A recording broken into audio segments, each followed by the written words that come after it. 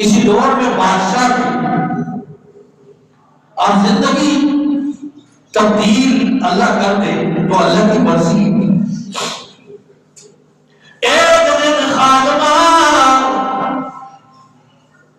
خواب گاہ کے اندر آئی جہاں پہ ابراہیم ادھم بادشاہ تھے، آرام کیا کرتے بستر بچاؤ.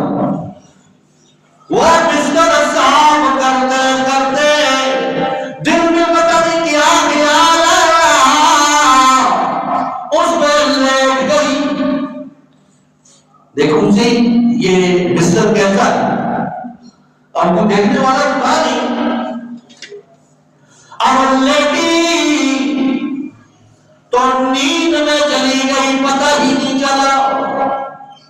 وہ جسم جو کنکروں پہ سونے والا، ٹوٹی ہوئی چارپائیوں پہ سونے والا، آرام سے کنکر پہ جب لیٹی تو نیند نے اپنی آغوش میں لے لیا، سو گئی. ابراہیم ادھم رحمہ اللہ تعالیٰ اپنی خواب گاہ میں آئے، سونے کے لیے آئے. دیکھا خادمہ بستر پہ سو رہی ہے، بڑا غصہ آیا اور درہ لیا، 3 4 5 رسید کیے. اب وہ خادمہ ہڑبڑا کر اٹھی، پہلے روئی پھر ہنسی. ابراہیم ادھم رحمہ اللہ تعالیٰ نے فرمایا رونے کی وجہ تو مجھے معلوم ہے کہ درے پڑے ہوئی ہیں، تکلیف کے ساتھ روئی ہو، ہنسی کیوں ہو؟